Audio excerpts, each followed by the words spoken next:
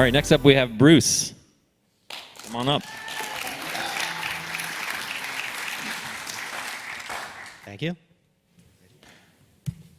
Oh, okay. So my name's Bruce, and I'm going to talk about how to fix those annoying alerts. So I've been with MasterCard for over a decade now, and I've focused my time on really a lot of our observability suite, our monitoring tools, and specifically our alerts.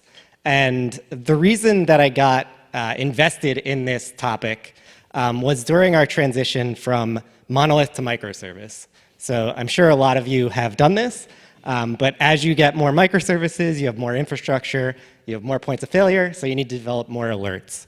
And so we developed an alert suite, started our on-call rotation, and for the first year or so of on-call, we had 5 engineers, it went well. And then, a year or 2 years later, our on-call rotation grew, it split, build, deploy, reliability side. And as a result, we just kind of had issues. We experienced alert fatigue. And part of the reason why is we welcomed people to on-call with this alert that just says, hey, 1 or more machines are running low on space. Click here and figure it out. And so you can imagine when somebody joins an on-call rotation, they just don't know where to begin, right? And as a result, you're going to more senior engineers who have the context, and you need to wait for them to become available, right? They're in meetings where we've got other things to do. We're helping other people with the on-call rotation. And so as a result, you're kind of addressing these alerts at a slower pace. And you're getting an alert every hour telling you that the same thing is wrong, and it's still wrong. So as a result of this, you just kind of have a ton of alerts that you just can't resolve as fast as possible. And so we really sat down and said, how can we avoid this? How can we develop better alerts, and what are some best practices to follow? So we came up with 5 best practices for alerts, the first of which is context. Why is the alert triggering, and why is it important? This helps when you're splitting teams and a new team gains an alert. They can decide if the alert's still relevant or updates they need to make to it. So here's that same alert, and that first paragraph there is explaining, hey, here's the specific host that has some disk space issues, and here's why that's important, right? The next thing, drill downs. It's links to different tools that can help dive deeper.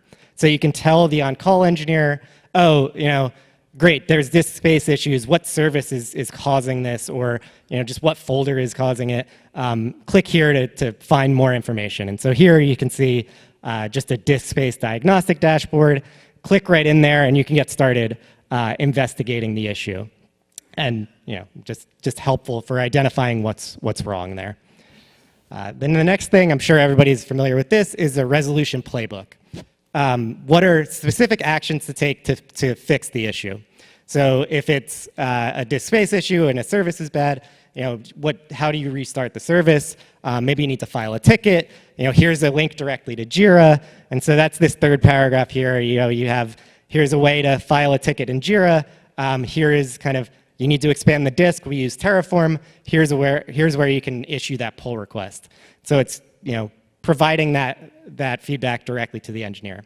And the fourth, and this is a really important one, snoozing. Allow the on-call person to snooze the alert while they investigate. This is huge because nothing bothers you more when you're on call or causes more alert fatigue when you know of an issue and you're getting to it, but it's triggering every hour or you're getting 8 of them a day. So that's what this paragraph is doing. Here's a link to an ignore list. You can avoid getting alerted while you investigate. And then the last thing, which I think is really important, is further reading. Just links to tangential resources related to an alert. This is, the reason that we enjoy this is because it gives anybody who's on the build team more context of how all of their features fit into the larger DevOps model that we have, and how everything fits together. And so that's what this last paragraph is saying. We're a Windows shop, so here's kind of some Windows host guidance. And so ultimately, what this all comes down to is kind of making engineers and making on-call engineers more independent, able to figure out issues without having to ask for help, and able to be as responsive as possible. And that just makes for happier engineers.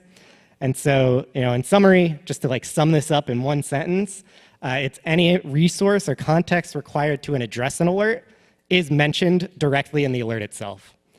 So that's the big, that's my talk. So thank you. Thank you, Bruce. Great job.